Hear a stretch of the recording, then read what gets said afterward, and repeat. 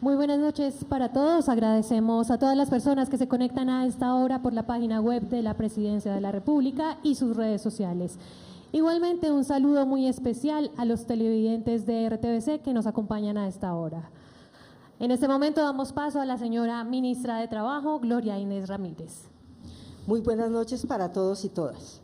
El Gobierno del Cambio le cumple hoy al país fijando el incremento salarial a partir de lo establecido en la Ley 278 de 1996. El Ministerio del Trabajo, en su función de promoción del diálogo social tripartito, motivó 10 reuniones bilaterales entre el Gobierno, empresarios y centrales que hacen parte de la Comisión Permanente de Concertación de Políticas Salariales y Laborales, a fin de buscar un acuerdo que permitiera la fijación concertada del salario mínimo del 2024. Hubo aproximaciones y acercamientos y movimiento por las partes, pero no fueron suficientes para lograr un acuerdo.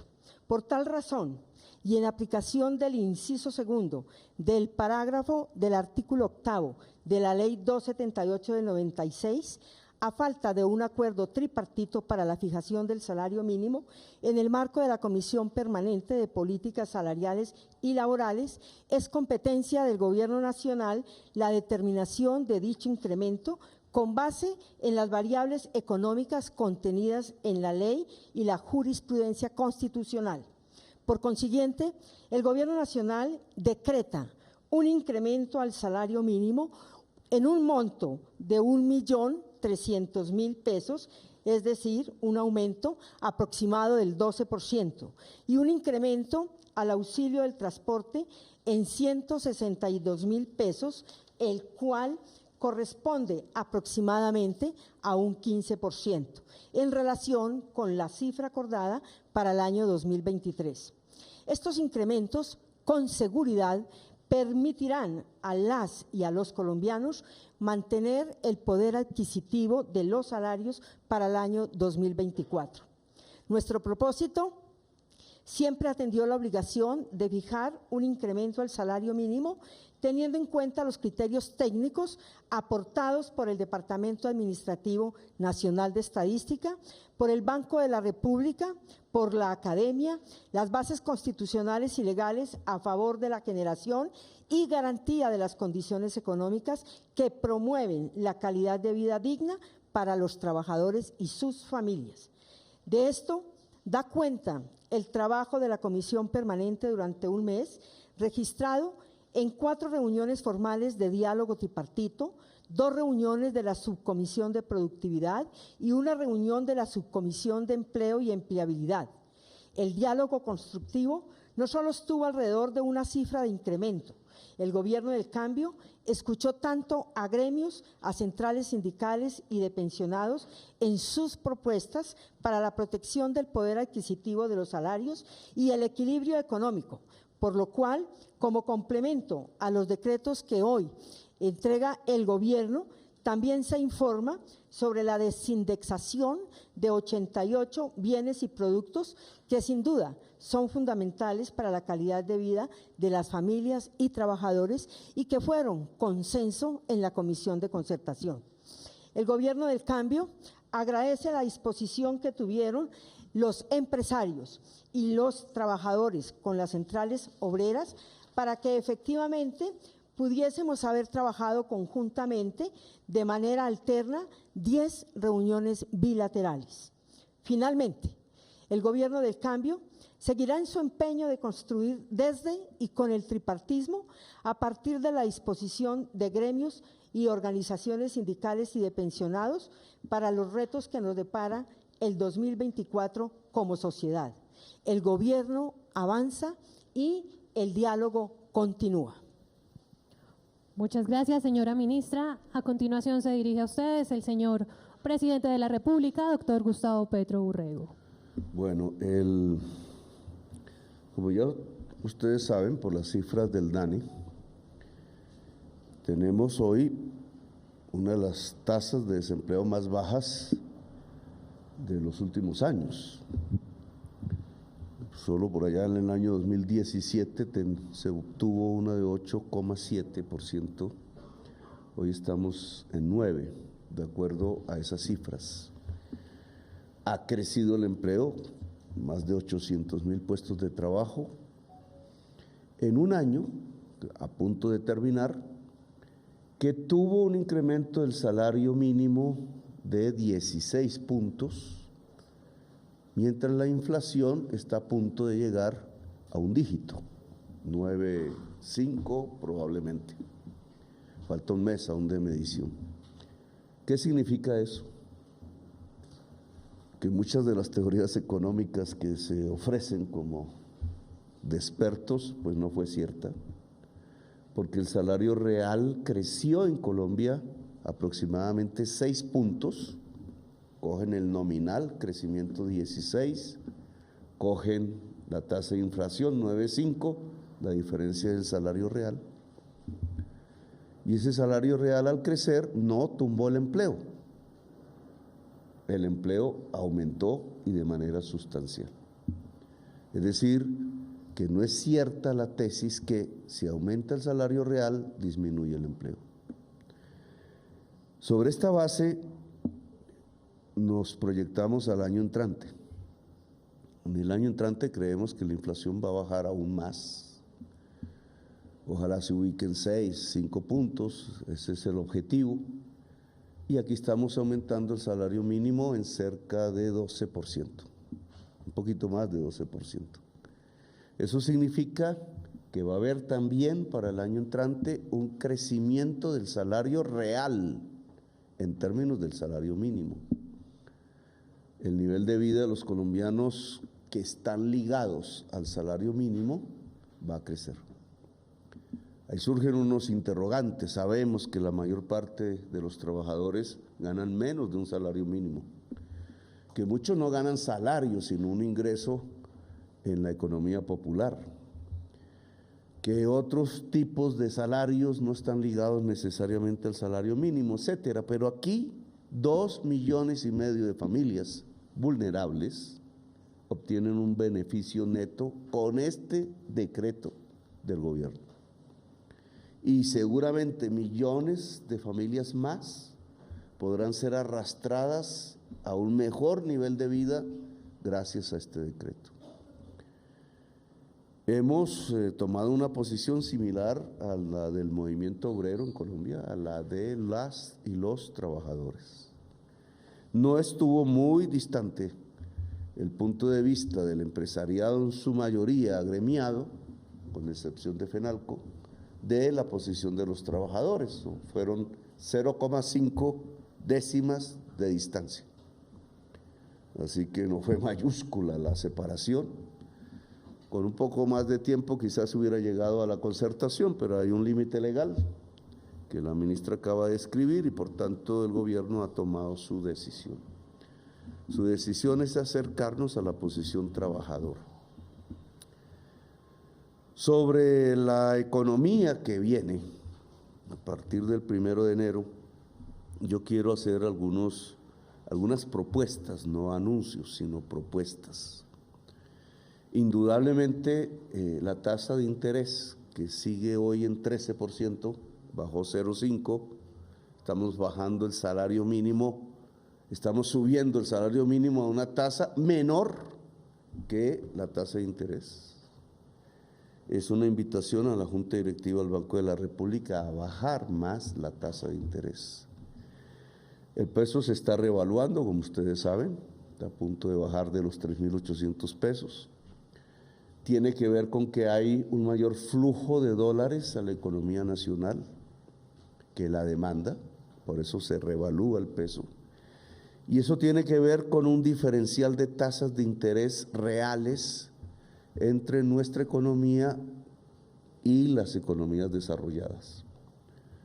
Cada vez es más grande la tasa de interés colombiana respecto de la de Estados Unidos y Europa.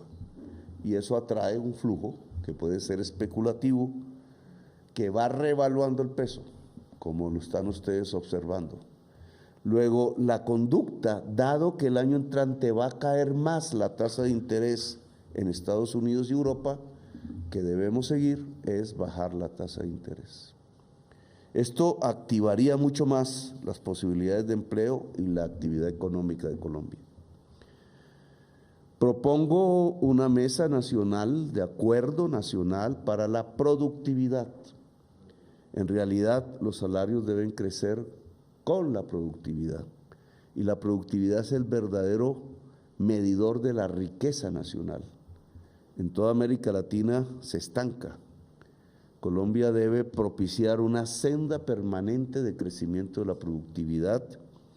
La productividad depende de dos grandes factores: el nivel intelectual de toda la sociedad, luego de la educación, y un segundo de la competencia.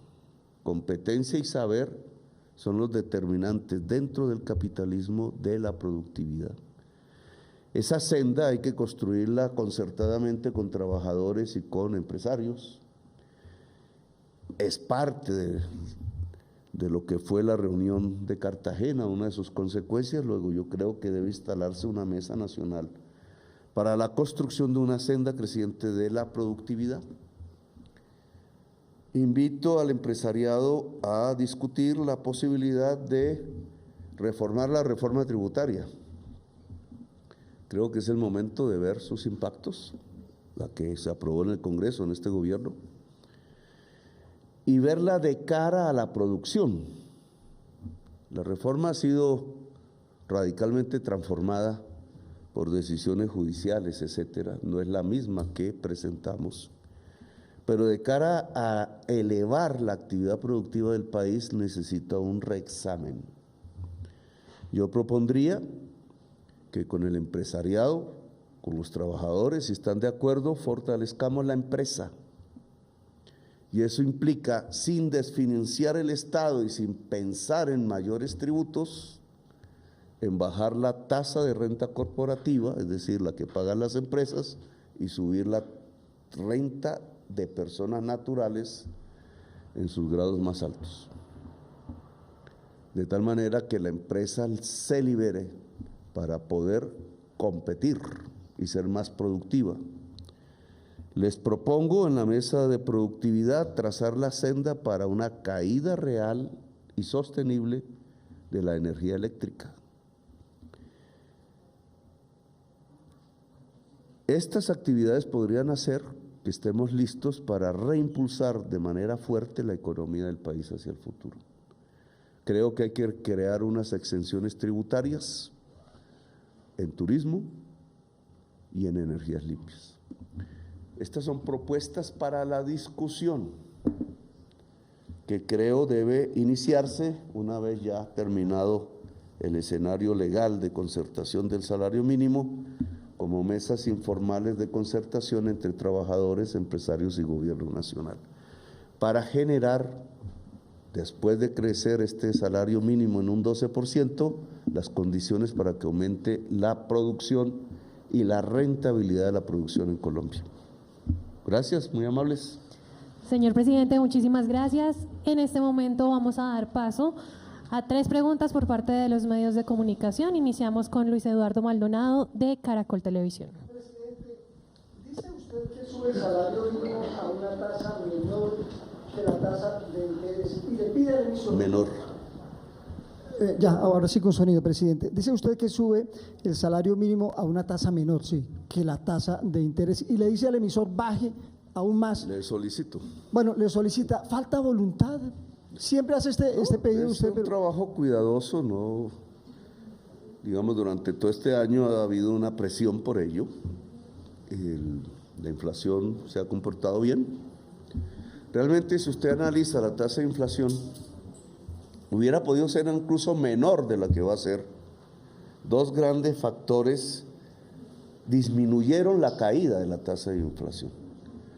Una, propiciada por el gobierno, la gasolina.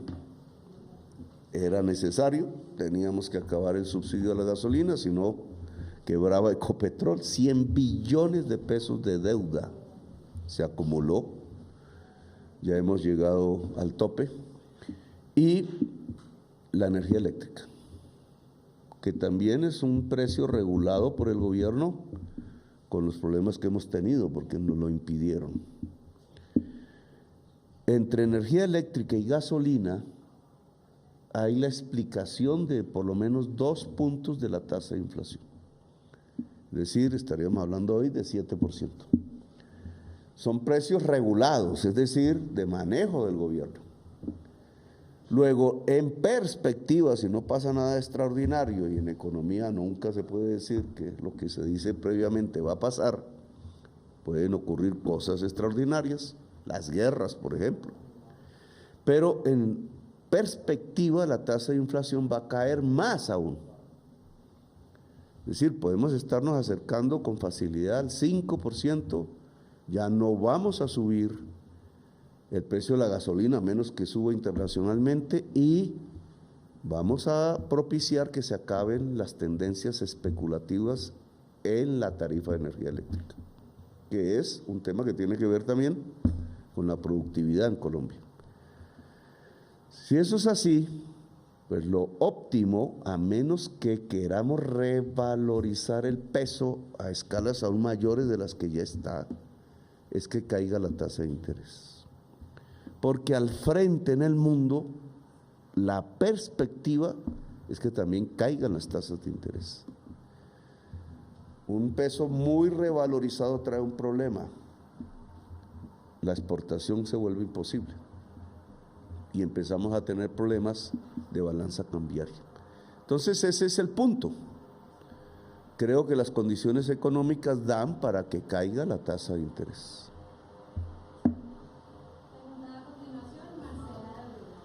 Presidente, buenas noches, gracias por estar aquí. Quiero pedirle que por favor nos amplíe las ideas que tiene hoy sobre reforma tributaria, que es la propuesta que usted le acaba de hacer a los empresarios.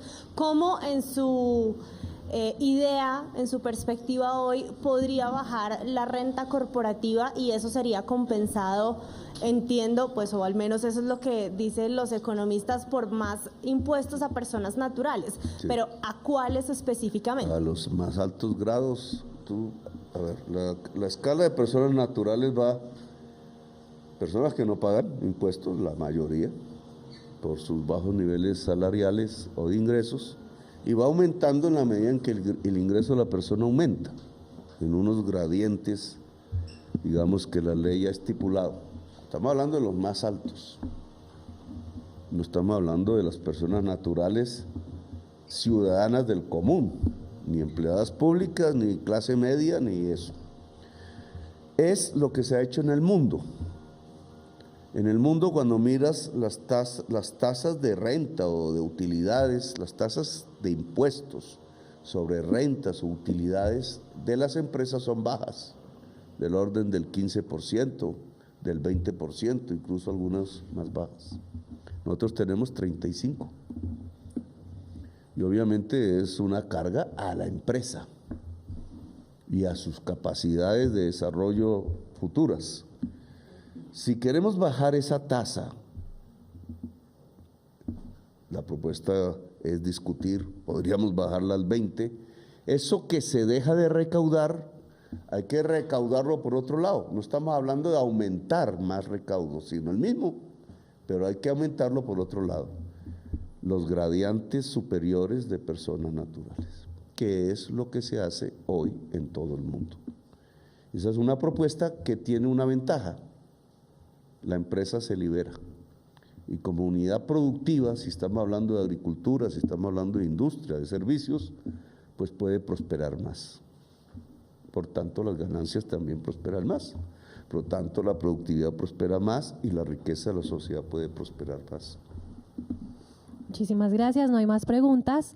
De esta manera damos por finalizada la presente rueda de prensa. Muchísimas gracias a todos.